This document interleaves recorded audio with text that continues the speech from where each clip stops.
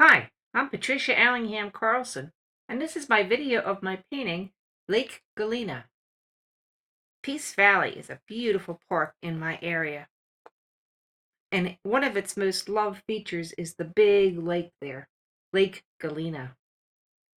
This park is full of wildlife, many birds, walking paths, and the huge lake, which features some rowboat rentals and many people who like to kayak there. I enjoy walking around the path around the lake and just seeing the water dancing in the light, seeing its different characteristics. And so when I happened upon an amazing photograph of a sunrise over Lake Galena at a local site by this photographer named Leah Gilboa Hill, I asked her if I might paint from it as an inspiration. Permission was granted, and here is my video of how I did it. I worked very hard on this painting because I wanted to get it right. I learned a lot of new things too, and tried some new things. I hope you'll enjoy them, and maybe they will help you. Now let's paint. I began with the very simplest of sketches to mark out the shoreline in the distance, a few islands, and then I set up some masking. I had an idea to use a toothbrush and masking fluid to put down tiny drops of masking so I could appear to get the sparkle on the water. I'm blocking off the areas where I don't want the masking to go. And then I get out my toothbrush, dip it in the masking fluid, and begin to splatter it in that one little strip of water, or what's going to be water. I'm wearing a glove because I really didn't think it would work if it got all over my hand. I didn't think I could be as effective. Although masking fluid does come off your skin quite easily.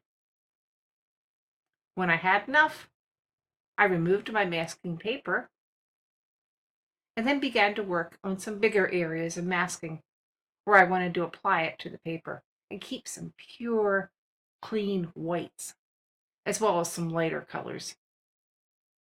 I knew this painting was going to have a lot of very dark colors in it because at sunrise the sky was quite dark, except where that beautiful sun was shining through. This took a while.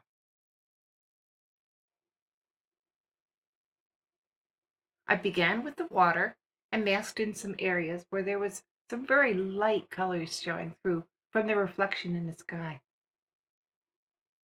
As I worked, I also moved up to the sky to mark in those light areas. And since they were reflected below, I had to correspond with the reflection in the water according to what was in the sky. Small sparkles of water, small streaks, ripples, but then there were some very large areas of white, reflected and in the sky area as well. Again, this took a lot of masking fluid and a lot of time.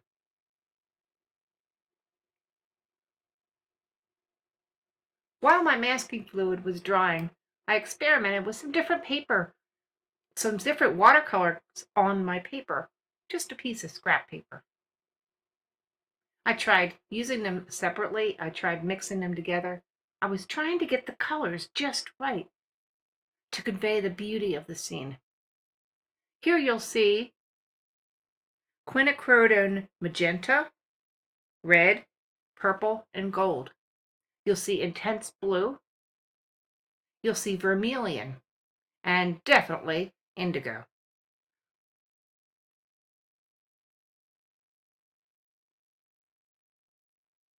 I'm working with showing the ripples on the semi-wet paper just to get the feel for what I want.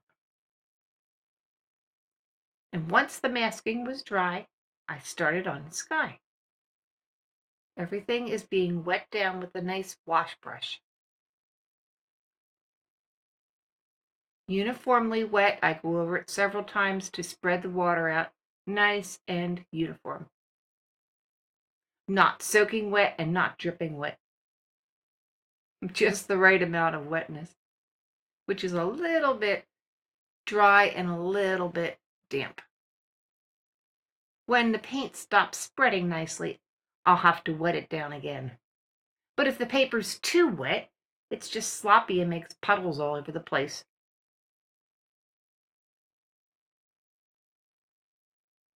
Here I am beginning with my Quin Magenta and my Quin Red and a little bit of permanent pink. There's also some Quin Gold in there, and that mixes beautifully with the Quin Red. It makes a good intense color. This is just the first layer, and there will be more layers going on. I bring in a little bit of the Quin Purple and load in some more of the red.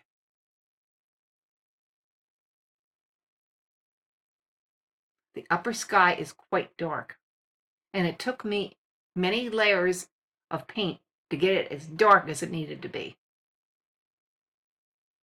I begin blocking in the colors, and then I go back and add more and more. This is a mixture of purple and indigo.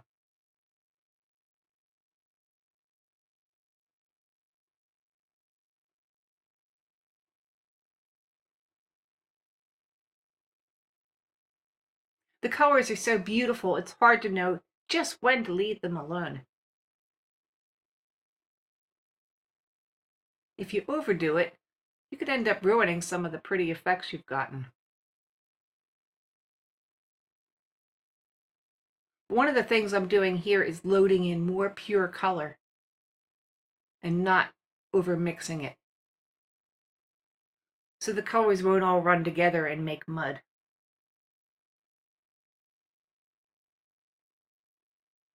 You can see the top is drying and getting lighter, so I'm going back and putting in more indigo and purple, as well as a little bit of Payne's Gray. I want it to be dark at the top, so you could see I am using a lot of paint.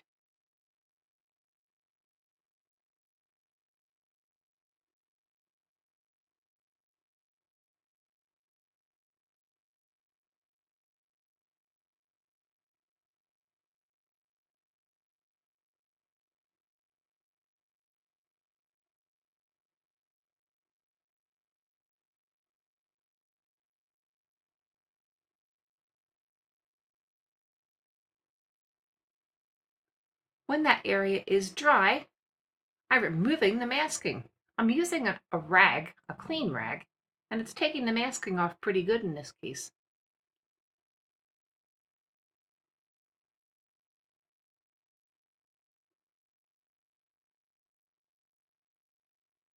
And now for the water. Again, I'm wetting everything down in a uniform manner.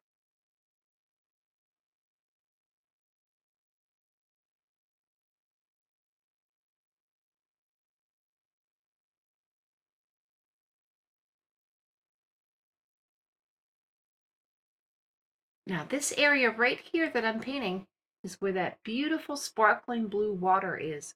Just a little section of water with many, many dots of light on it. And this is where I'd applied the masking with a paintbrush. So I'm loading in this gorgeous blue color. Just beneath that area is where the reflection from the sky started.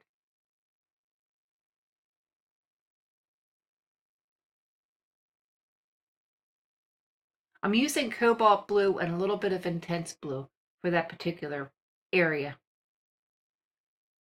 And since that took a while, the paper began to dry, so I re-wet it.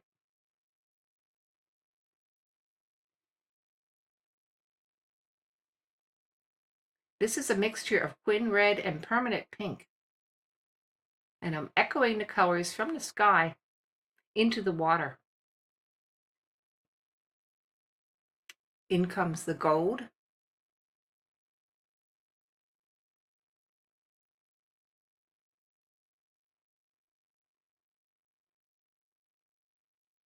And it all begins to mix together and look like a beautiful reflective sky.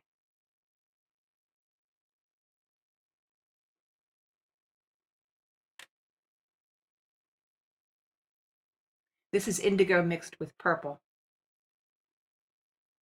And I continue to work it on down the painting. Now where the masking fluid is where the white in the sky will be showing through.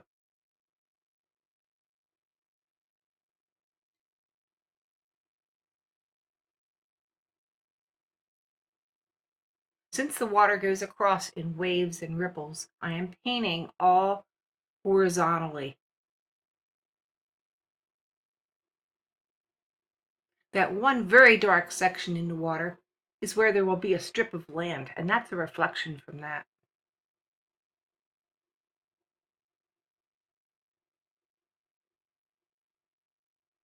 And you can see how I'm streaking the water in, putting in more darks as I go.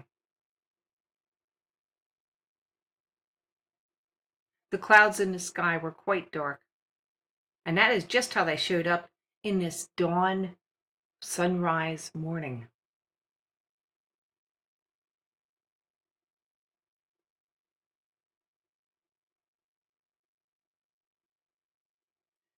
Putting these colors in was probably the most fun I had for this whole painting.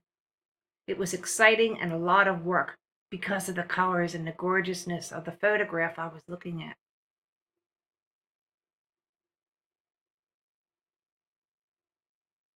Once the colors were in and the masking came off, then it became a huge task to get everything right and arranged right.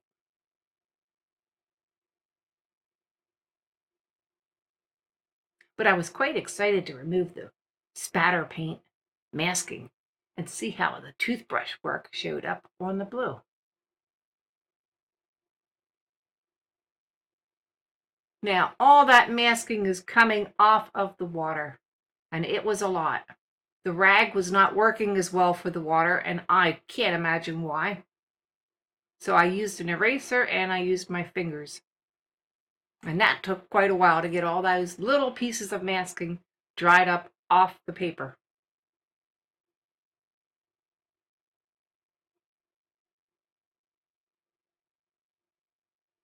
But I really liked how those little sparkles of light came out on the blue. I wish you could see it more clearly on this picture.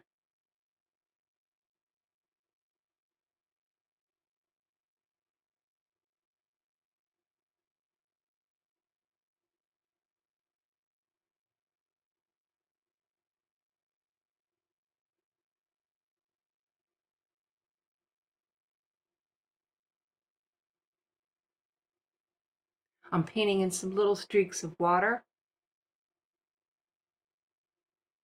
to mark where the blue streaks come to an end.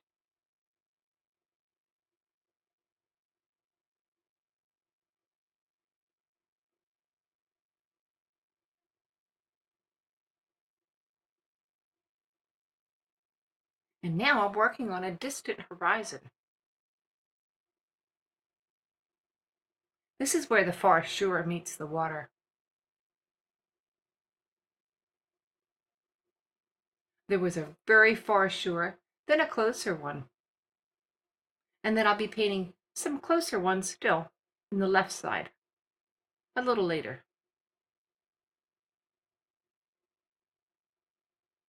These colors for this closer shore had to be quite concentrated because they were entirely in silhouette.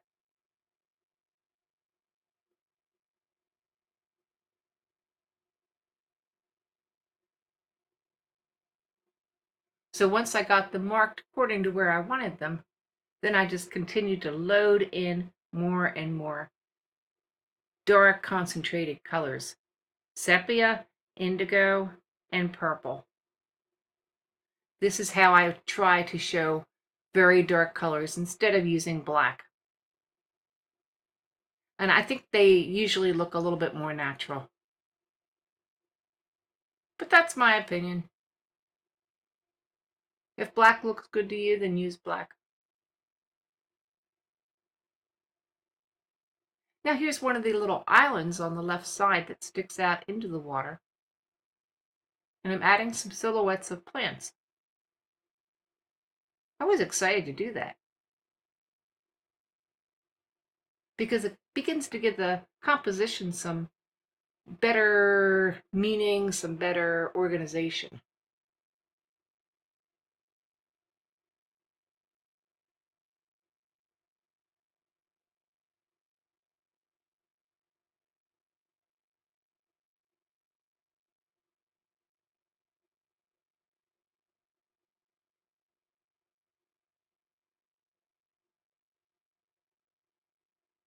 They show up those beautiful sunrise colors so nicely when you go with the darks.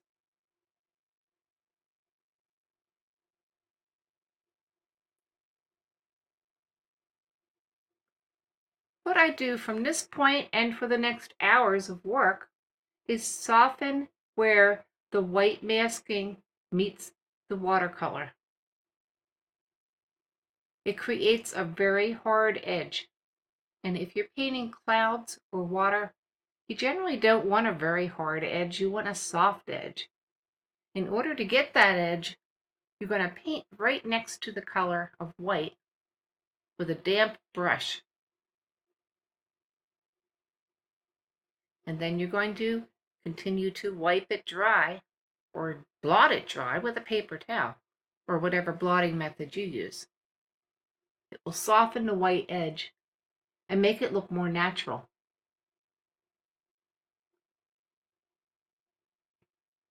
So this is what I will be doing for the next hours, and you could see me beginning it, but the whole thing all over the water and sky had to be softened to make it look right to me.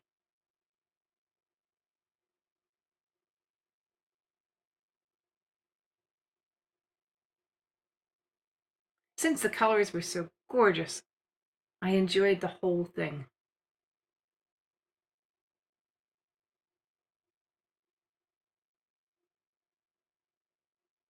Can you see how the clouds are getting softer looking now? I hope that shows up on the video. In some cases, the clouds were not even pure white, so they were darkened a little bit with some other colors.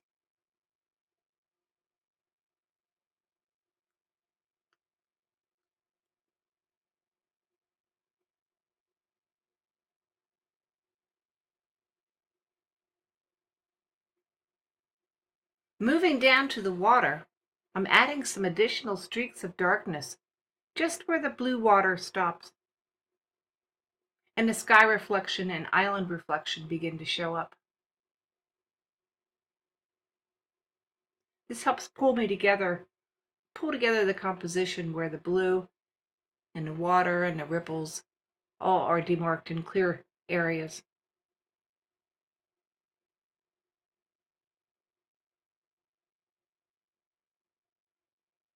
I tie together where the island meets the water, and that beautiful streak of crimson shows. And then I bring a little more color across the water. And there's a cloud up there that I don't like the shape of, so I'm going to fix the shape of that cloud to make it look a little more natural.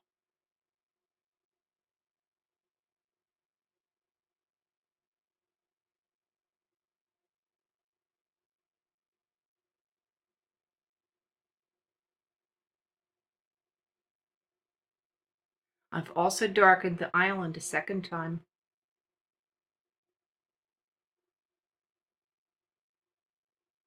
Then I begin the task of softening the whites in the water, going all around the edges of where the masking meets the bright colors and the dark colors. This is using a damp brush again and blotting with a paper towel.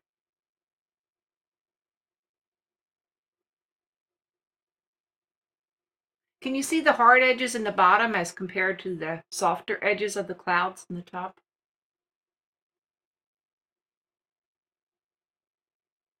Now that's what I have to do over the whole painting.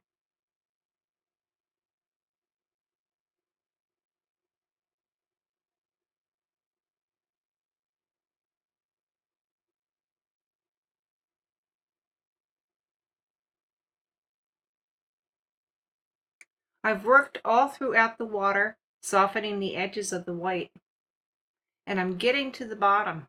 At this point, I'm adding some additional ripples and soft colors going through some of the white, toning them down in some places with a little bit of light indigo and light purple, in some cases a little bit of permanent rose.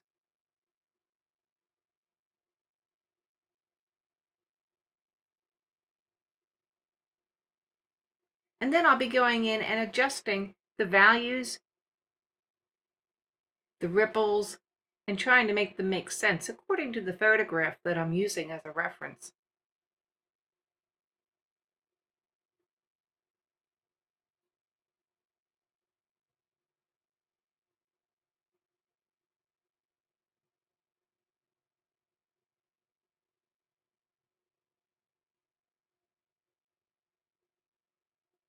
So I'm adding a little bit of color, softening some edges, and figuring out just how I'm going to make the shoreline on the left.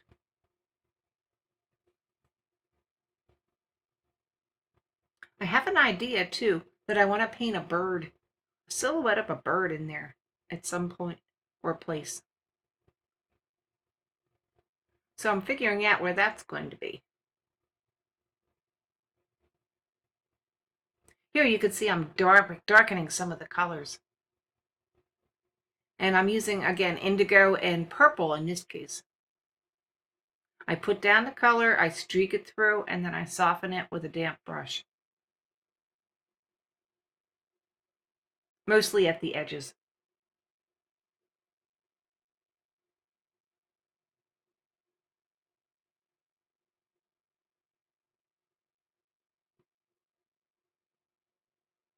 These dark colors against the bright colors of the sky and the sky reflection really make for a dramatic picture.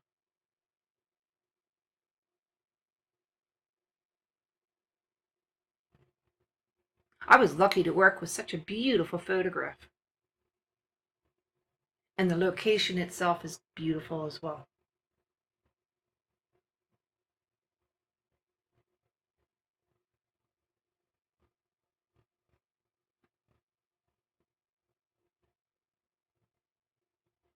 At this point, I've marked in the island, and I begin to paint in some more bushes, small trees, weeds, and things coming out of the island.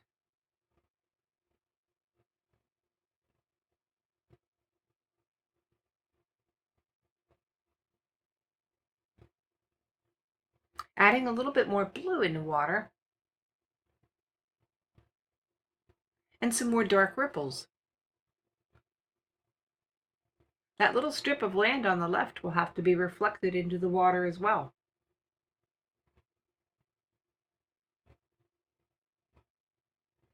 Something I've noticed about plants against a bright sunset or sunrise color is that as they reach up into the sky, they seem to take on the color of the sunset. So in this case, I'm actually using some vermilion and some quin red to paint the edges of each plant as it goes up toward the sky. Moving down toward the silhouette, they are much darker. And now I'm working with the reflection of that little strip of land going into the water. I'm marking out where I want the land to be and where I want the plants to be reflected in a clear place.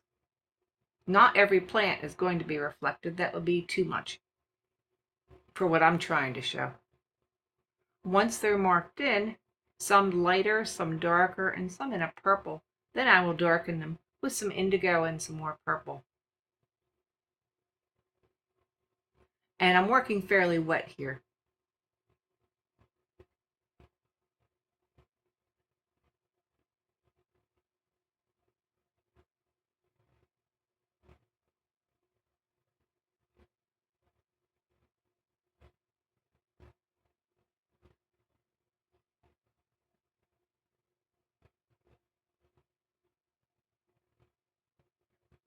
I don't paint on the island until I'm mostly satisfied with the water that I'm painting on top of. I'm darkening this far strip of land again.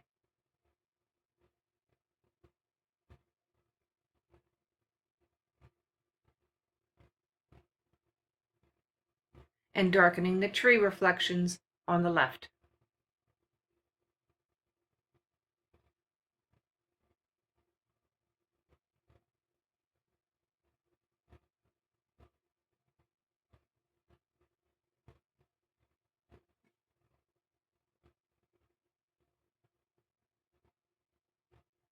A little more adjustment on the water.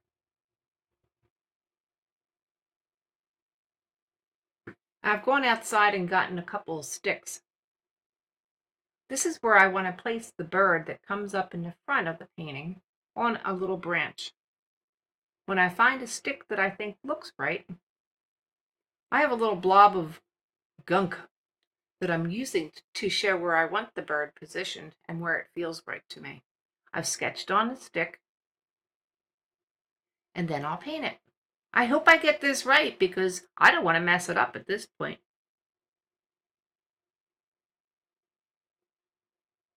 I almost always paint a stick thinner than I want it to be in the long run. I can always paint it thicker. But if you put a big fat stick and you decide you want a skinny graceful stick, then you're out of luck because it's really hard to take off once it's on.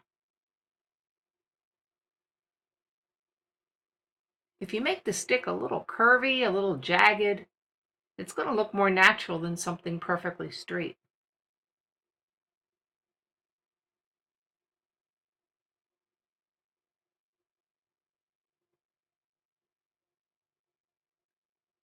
And that's where I think I want the bird. I wouldn't put the bird in front of a dark area because I want him to show. But he looks pretty good there.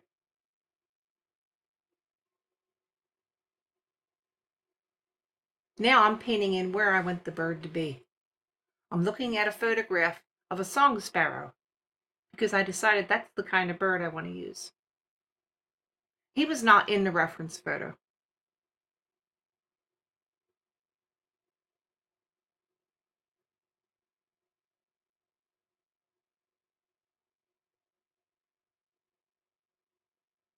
I'm using a little bit of magenta and vermilion to outline the stick on the top to show where light might be reflected on it in a couple of places.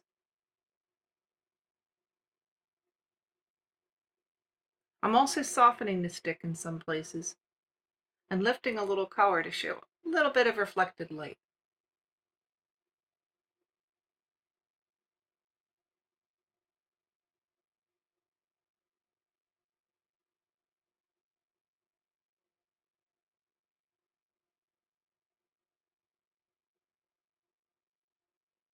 It's done, and I'm signing.